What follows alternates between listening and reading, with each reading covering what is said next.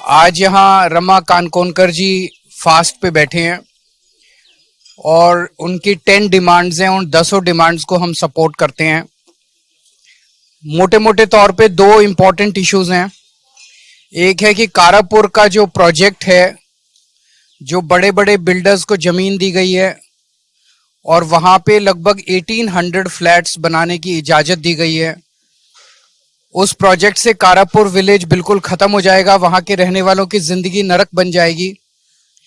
तो एक डिमांड है कि उसको खत्म किया जाए, उस प्रोजेक्ट को कैंसिल किया जाए।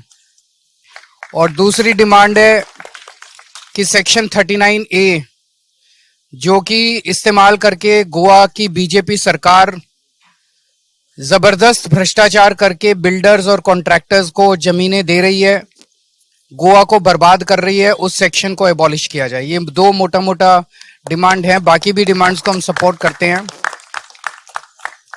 मैं खुद कारापुर गया था कुछ दिन पहले, और अगर ब्रीफली अगर हम बोलें तो कारापुर में लगभग 2000 फैमिलीज रहती हैं और यहाँ 1800 फ्लैट्स बनाने की इजाजत दी गई है। 1800 फ्लैट्स का मतलब यहाँ पे बाहर से, मोस्टली गोवा के बाहर से 1800 फैमिलीज आके रहेंगी। और अगर हर एक फैमिली का सिक्योरिटी गार्ड, नौकर, ड्राइवर वो सब मिलाया जाए तो it will almost be 6000 to 7000 more families which will come and stay in Karapur. तो 2000 लोग जो आज रहते हैं, उनके सर के ऊपर अब 6-7,000 फैमिलीज आके रहेंगी। तो residents of Karapur will be reduce to a slum. उनका स्टेटस एक स्लम ड्वेलर जैसा हो जाएगा।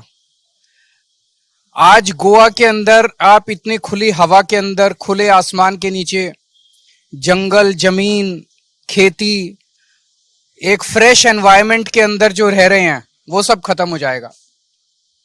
ये बीजेपी की सरकार बेसिकली बिल्डरों की और ठेकेदारों की सरकार है। ये गोवा के लोगों की सरकार नहीं है।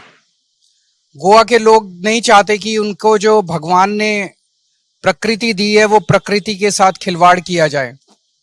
अगर ये प्रोजेक्ट होता है तो गोवा के लोगों की एग्रीकल्चर खत्म हो जाएगी, उनका जो अंडरग्राउंड पानी के सोर्सेज हैं वो खत्म हो जाएंगे और उनकी जिंदगी नर्क बन जाएगी। उनका आने जाने का भी रास्ता भी जो है वो अफेक्ट होगा।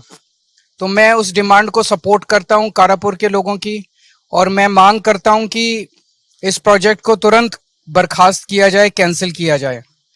कारापुर के लोग 127 दिन हो गए इनको प्रोटेस्ट करते हुए, 127 दिन से प्रोटेस्ट कर रहे हैं। यहाँ के मुख्यमंत्री और मंत्री के पास बिल्डर से मिलने का टाइम है, और मुझे पता चला बिल्डर और जो कंस्ट्रक्ट करने वाले बिल्डर है और जो ओनर कॉलोनाइजर है, वो इनकी पार्टी से, एक पार्टी के लोग हैं, पार्टी से रिश्ता रखते हैं। तो बेसिकली बीजेपी पार्टी और इनकी सरकार गोवा को लूटने में लगी हुई है। और ये अकेला प्रोजेक्ट नहीं है। गोवा के अंदर सेक्शन 39A का इस्तेमाल करके न जाने कितने गांव के अंदर और कितनी जगह के ऊपर इस तरह के प्रोजेक्ट्स को परमिशन दी गई है और वहां के विलेजेस प्रोटेस्ट कर रहे हैं। तो हम अभी थोड़े दिन पहले वीरेश ने भी फास्ट किया था, वहां पे प्रमोद सावंत साहब आए थे, उन्होंने अनाउंस किया था कि हम सेक्शन 39 को अबॉलिश करेंगे, लेकिन उन्होंने नहीं किया क्योंकि वो कर नहीं सकते। क्योंकि अगर 39A अबॉलिश कर दिया तो खाने के लिए पैसा कहां से मिलेगा, भ्रष्टाचार करने के लिए पैसा कहां से मिलेगा, बिल्डरों के साथ कनाइवेंस जो इन लोगों का है वो कैसे होगा। तो 39A अभी भी इन्होंने अबॉलिश नहीं किया, तो 39A अबॉलिश किया जाना चाहिए।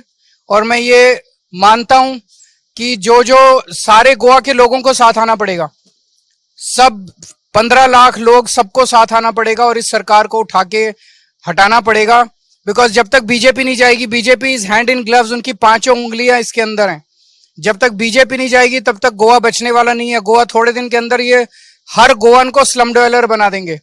तो सब लोगों को साथ आना है और सारी पार्टियां जो जो 39A के खिलाफ हैं, सबको मिलके इनका विरोध करना है और सबको मिलके इनको चुनाव में हराना है।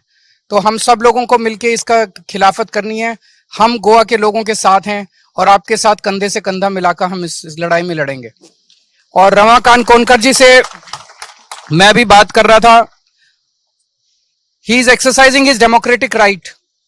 वो अगर फास्ट पे बैठे हैं अपनी बात कहने के लिए, it is allowed to him under the constitution, and it is the duty of govern government to ensure that his democratic right is protected and he is allowed to fast in proper humane conditions.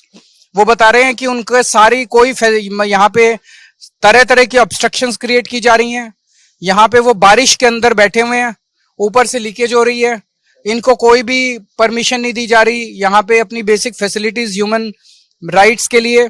मैं गोवा के government को और प्रमोद सावंत साहब को appeal करता हूं गोवा के लोगों की तरफ से कि रमाकांत कोनकर को अपने डेमोक्रेटिक राइट्स, कॉन्स्टिट्यूशनल राइट्स जो हैं उनको पीसफुली फास्ट करने के लिए जो भी बेसिक जरूरतें हैं वो जरूरतें उनको मुहैया करने के लिए परमिशन दी जाए. Thank you so much. Thank you and best of luck.